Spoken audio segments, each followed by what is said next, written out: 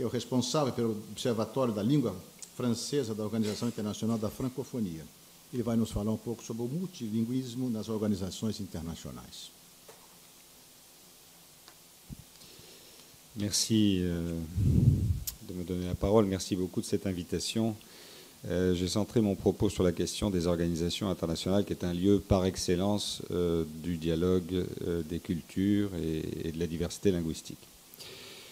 Si on accepte l'idée inscrite dans l'étymologie du mot, autant que dans son usage depuis l'Antiquité, que le dialogue est fondé sur le verbe, au sens d'une parole, exprimant au plus juste la pensée de celui qui l'énonce, alors il ne saurait exister de vrai dialogue sans réunir deux conditions minimales. Du côté de celui qui formule sa pensée, l'assurance de disposer des mots lui permettant de lui être fidèle. Du côté de celui qui l'écoute, la capacité de comprendre au plus juste, au plus près, la parole qui lui est adressée.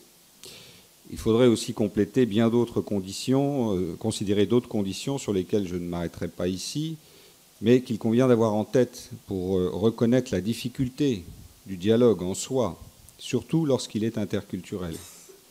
La connaissance mutuelle des références symboliques et des systèmes de valeurs et de représentation, par exemple.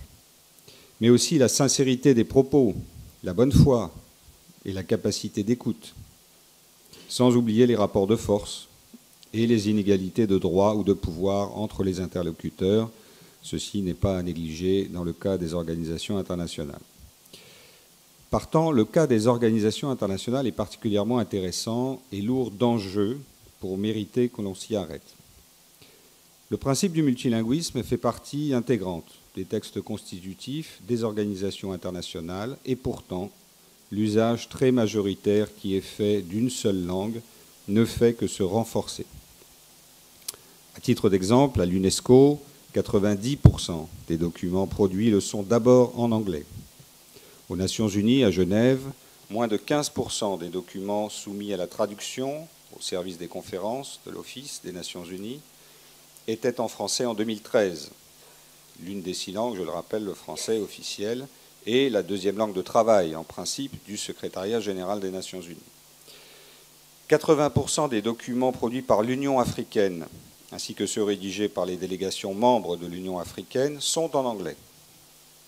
L'anglais, enfin, est la langue source de 80% des documents des institutions européennes, tandis que le français, par exemple, ne représente plus que 4 ou 5% de ceux-ci. En admettant même que les causes de cette situation relèvent de bonnes intentions, dont l'enfer est pavé, comme chacun sait, les multiples raisons qui expliquent cette tendance lourde méritent d'être examinées et discutées à la lumière des enjeux que recouvre l'hégémonie d'un groupe de locuteurs. Examinées sous l'angle de sa pertinence et de sa légitimité, mais aussi sous celui de son efficacité, de son efficience. Par-delà les questions essentielles d'équité et de démocratie que posent les pratiques en vigueur, les études et les réflexions conduites par l'Observatoire de la langue française ainsi que par plusieurs chercheurs soulignent les limites d'un système unilingue, à rebours des évolutions du monde contemporain et révèlent les failles qu'il recèle sur le plan économique, fonctionnel et communicationnel. Alors, le fameux argument du coût du plurilinguisme doit être renversé. Il s'agit en fait du coût de l'unilinguisme. L'argument récurrent se retrouve sous la plume ou dans les discours de ceux qui négligent l'importance du plurilinguisme ou du multilinguisme, voire qui plaident ouvertement pour l'usage d'une seule langue dans les organisations internationales. Cet argument met en avant le coût qualifié d'exorbitant des services de traduction et d'interprétation. Même si l'on pense que cette considération n'a pas à entrer en ligne de compte, s'agissant d'une obligation que se sont donnés les membres des organisations en question, et en laissant de côté, pour cette fois, la violation manifeste des principes d'équité et de respect des formes du débat démocratique, qu'implique l'imposition d'une langue au détriment des autres, cette antienne mérite quand même une réponse. Il faut d'abord, je crois, relativiser le poids financier que représente la mise en œuvre du multilinguisme. Ainsi, à l'Union européenne, par exemple, dont le régime linguistique comprend 24 langues, de travail officielles, 24 langues de travail officielles plutôt, et donc 552 combinaisons linguistiques. Le montant des dépenses annuelles des services de traduction et d'interprétation équivaut environ à 1,1 milliard d'euros, soit 0,7% du budget total et 0,008% du PIB. En moyenne, cela correspond à 2 euros par résident. Il s'agirait ensuite de comparer les économies budgétaires réalisées par l'usage d'une seule langue aux dépenses qu'il représenterait. Les coûts fixes incompressibles liés aux services à rendre, même en une seule langue, resteront importants. Production, traitement, acheminement d'un volume de données, d'informations nécessaires au fonctionnement de l'organisation. Ajoutez à cela que la maîtrise devenue nécessaire de cette langue unique inclut des dépenses nouvelles que le professeur François Grain, un éminent économiste suisse, appelle des transferts de charges, puisqu'elles incombent dorénavant aux pays membres, à chacun des pays membres. Donc ces dépenses nouvelles, qui sont liées essentiellement à la formation initiale et continue des allophones, des gens qui ne parlent pas cette langue unique, eh bien, seraient considérables. Il faudrait former des fonctionnaires, des diplomates, des experts, mais aussi le public destinataire de ces informations, si on ne communique plus qu'en une seule langue. En bon gestionnaire, ceux qui se réclament d'une meilleure gestion devraient évaluer la pertinence de l'allocation des ressources en mesurant l'efficience et la qualité du résultat, c'est-à-dire le service rendu. L'instauration d'une communication en une seule langue, l'investissement donc, ne permet pas, tant que tout le monde n'aura pas un haut niveau de bilinguisme, d'être aussi bien compris par toutes les parties prenantes, le résultat donc. Certes, il y a baisse du volume initial des dépenses, mais le résultat n'est pas atteint. Enfin, en ne fournissant pas systématiquement l'information dans une langue connue par son destinataire, l'organisation dégrade la qualité du service fourni. On peut raisonnablement considérer aussi que les tenants de l'unilinguisme mènent un combat d'arrière-garde. En effet, à l'heure où les outils de traduction automatique connaissent des progrès fulgurants, qui permettent d'ores et déjà à de nombreux connectés, notamment, de comprendre des textes ou des inscriptions rédigées dans des langues qui leur sont inconnues, voire depuis peu de comprendre un interlocuteur s'exprimant dans une autre langue, dans une langue étrangère, la défense d'une langue unique paraît bien dépassée.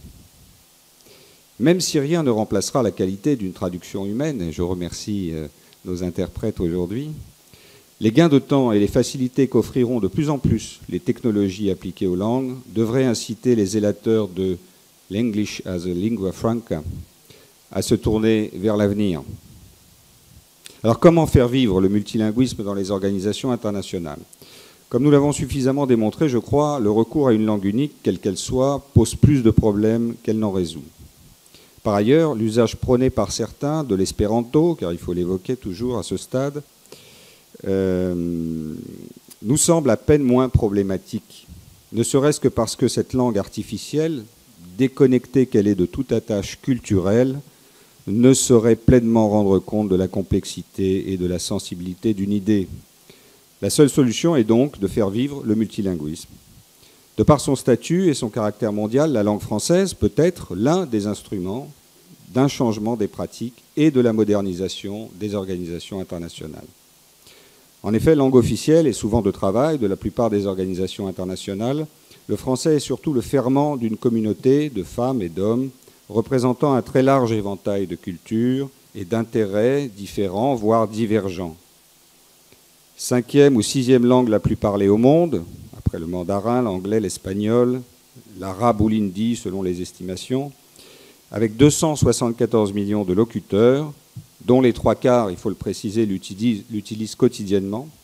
Le français est également très présent dans les médias audiovisuels internationaux, par exemple, avec TV5 Monde, et sur Internet, où elle occupe entre la 4e et la 6e place. Mode d'expression privilégié de pays du Sud et de pays du Nord, et porteuse d'une grande diversité culturelle, qui se manifeste notamment dans ce que certains ont appelé une littérature monde, la langue française est aussi un lieu de rencontre et de partage. Voilà pourquoi les pays membres et observateurs de l'Organisation internationale de la francophonie, 80 États et gouvernements, ont, en septembre 2006, à Bucarest, adopté le vade-mecum relatif à l'usage de la langue française dans les organisations internationales. En 2 mots, les principes directeurs du vade-mecum: attachement au statut des langues officielles et de travail dans les organisations internationales et prise en compte de la diversité des statuts du français lui-même dans les pays membres de cette organisation, de l'OIF en l'occurrence. Les prescriptions s'appliquent différemment selon les pays membres en fonction du statut du français, je vous épargne le détail, mais les volets concernés sont intéressants pour cette question de la revitalisation du multilinguisme dans les organisations internationales. Il y est question de traduction et d'interprétation, la règle étant respecter, exiger, reporter, le cas échéant, les réunions lorsque l'interprétation, la traduction n'est pas assurée. La deuxième catégorie de problèmes à régler se trouve au niveau des ressources financières et humaines. Il faut là des moyens suffisants. La troisième catégorie touche au recrutement des personnels. Il faut des règles équitables. Aujourd'hui, dans les organisations internationales, l'équité n'est pas respectée entre les locuteurs des différentes langues officielles et même entre les locuteurs des 2 langues de travail lorsqu'il s'agit de l'ONU. Il faut former, bien entendu, offrir la possibilité aux fonctionnaires et aux diplomates de se former. Il faut veiller à une communication multilingue pour que les citoyens eux-mêmes soient informés correctement. Et il faut aussi se mobiliser. Les francophones ont la particularité de s'être organisés en groupe d'ambassadeurs francophones. Il y en a aujourd'hui 46 dans le monde, dont 9 sont placés auprès d'organisations internationales. Et au-delà de la concertation diplomatique que favorise le partage de langue française, ils sont les premiers à défendre le multilinguisme dans les enceintes internationales. Et enfin, le vade-mecum rappelle en 7e proposition la nécessité de coopérer avec les autres espaces linguistiques pour défendre le multilinguisme. Vous l'aurez compris, la volonté de la francophonie de mettre en avant la langue française comme instrument de multilinguisme ne signifie nullement qu'elle la considère supérieure à d'autres. L'OIF est simplement légitime à le faire, et le français, tout en réunissant plusieurs des conditions d'un dialogue interculturel que nous appelons de nos voeux, fait partie, avec l'espagnol, le portugais, sans doute l'arabe, le russe, peut-être l'allemand, l'italien, des langues officielles des organisations internationales, selon les organisations, sur lesquelles s'appuyer pour rétablir un meilleur équilibre linguistique dans les échanges. Car au fond, le grand principe sous l'égide duquel nous pouvons espérer faire exister un vrai dialogue s'énonce très simplement, et on l'a vu tout au long de cette journée, que chacun puisse s'exprimer soit dans sa langue première, soit dans celle qu'il maîtrise le mieux. On s'étonnerait presque des prodigieux efforts qu'il faut produire pour faire comprendre une telle évidence. Reste probablement à faire la démonstration de la faisabilité de sa mise en œuvre à ceux qui admettent la justesse du propos, mais enraillent le caractère utopique. La meilleure manière de le faire est sans doute d'en administrer la preuve par l'exemple, au travers de ce que l'on pourrait désigner sous les termes de bonnes pratiques. À cet égard, et pour ne prendre qu'un seul exemple, et pour finir, la méthode dite de l'intercompréhension apparaît, du moins pour les réunions dites informelles dans les organisations internationales, comme une voie intéressante, susceptible de réunir de larges espaces linguistiques, au premier rang desquels ceux qui sont représentés ici. Le principe en est simple, chacun s'exprime et répond dans sa langue première. La proximité des langues d'origine latine les désigne comme un champ d'expérimentation fécond.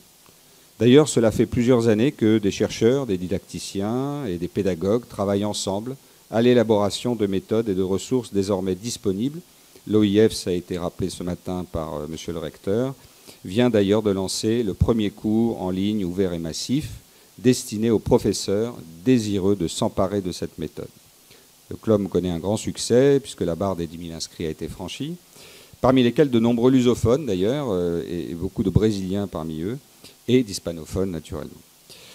Pour conclure, je voudrais donc insister sur un facteur essentiel du multilinguisme, qui est nécessaire aussi, c'est l'apprentissage évidemment des langues étrangères. Après avoir mesuré les évolutions concernant la langue française, qui sont plutôt positives, plus 6,5% en moyenne au niveau mondial entre 2010 et 2014, nous avons constaté néanmoins une baisse significative sur le continent européen, moins 8%. En dépit de l'engagement des dirigeants européens pris dès 2002 à Barcelone et réitéré à maintes reprises depuis, l'enseignement généralisé de 2 langues étrangères est loin d'être proposé partout en Europe, et l'offre a tendance à se réduire singulièrement en se centrant souvent sur le seul apprentissage de l'anglais. À l'heure où les autorités académiques, la presse et de grands dirigeants anglophones s'inquiètent des dangers que présente le monolinguisme pour le développement et le rayonnement de leurs pays respectifs, il apparaît paradoxal de voir un continent composé de pays souvent multilingues, toujours multilingues, appauvrir ses capacités d'ouverture et de dialogue. La francophonie, de par son histoire et la vision politique de ses dirigeants, connaît et valorise l'usage et l'apprentissage de plusieurs langues. Grâce à cette richesse, qui s'exprime notamment sur le continent africain, qui accueille aujourd'hui près de 55% des francophones d'usage quotidien,